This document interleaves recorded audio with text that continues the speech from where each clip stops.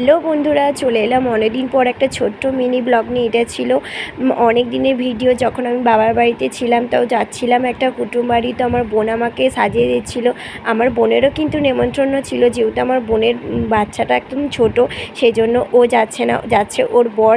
তো আমাকে প্রথমত কেমন লাগছে অবশ্যই একটু জানিও, আমার বোন সাজিয়ে দিয়েছে বলে কথা। তো দেখতেই পাচ্ছ একটা মোটর সাইকেলে আমি, আমার ভাই, আমার ছেলে, আমার বোনের বর যাচ্ছি, আর আমার বাবা আর মা যাচ্ছে আগে আগে।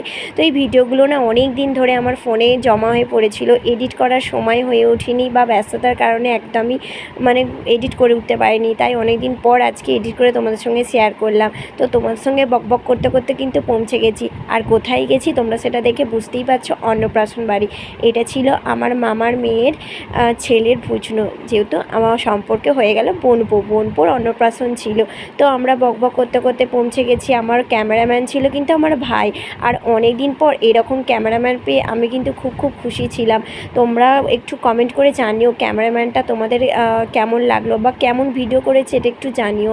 আমার তো খুবই ভালো লেগেছে, এই ভিডিওগুলো করে দিয়েছে। তো আমি সেইভাবে কাউকে ভিডিও করার মতো কাউকে পাই না।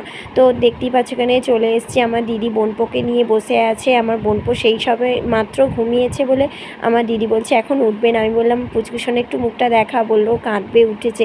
আর এত গরমে বাচ্চারা তো কাঁদবি, অন্নপ্রাশনে সব বাচ্চাই কাঁদে, তোমরা অবশ্যই জানো। তো এখানে তো মুখটা দেখালো না, চলো কোনো ব্যাপার নয়, যখন উঠবো অবশ্যই তোমাদের সঙ্গে শেয়ার করব। তো এখানে আমার মা ওকে একটা গিফট দিচ্ছিল, তো আমিও গিফট খাটোর মধ্যে ছোট্ট গিফট নিয়ে এসেছি। তো আমার দেওয়ার পালা, তো আমিও গিফটটা দিয়ে দিলাম। তো গিফটটা তোমাদের সঙ্গে শেয়ার করা হয়নি, অবশ্যই পরে আমি ছবিতে তোমরা হয়তো দেখেছো আমি গিফটটা দিয়েছিলাম, তো পোস্ট করেছিলাম। তো এখানে আমি আমার বোনের বড় গিফট দিয়ে দিল। লাস্টে আমি একটু ঢং করছিলাম সবাইকে দেখাবো বলে, কিন্তু সবাই বেরিয়ে চলে গেল। তারপর আমার ভাই এদিকে জুস এনে সবাইকে সার্ভ করছিল। তো আমাকে বললো তো আমাকে দেখা, আমি জুস সার্ভ করছি, তো ওই জন্য ওকেও দেখিয়ে দিলাম। তো আমার কাকা কাকিমা সবাই জুস খাচ্ছিল।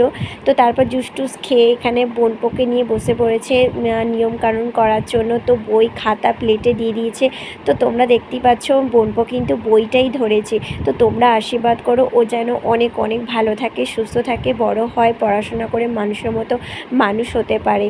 আর দেখতেই পাচ্ছ কত রকমের খাবার সাজানো আছে, মানে যত রকমের দেওয়া উচিত বা দেওয়া হয় নিয়মের মধ্যে, তো সেইগুলি দিল। আর ও কিন্তু একদম লক্ষ্মী ছেলে হয়ে, পুচকু সোনা হয়ে, একদম মিষ্টি সোনার মতো বসে আছে। তো ওর মামা খাইয়ে দিচ্ছে।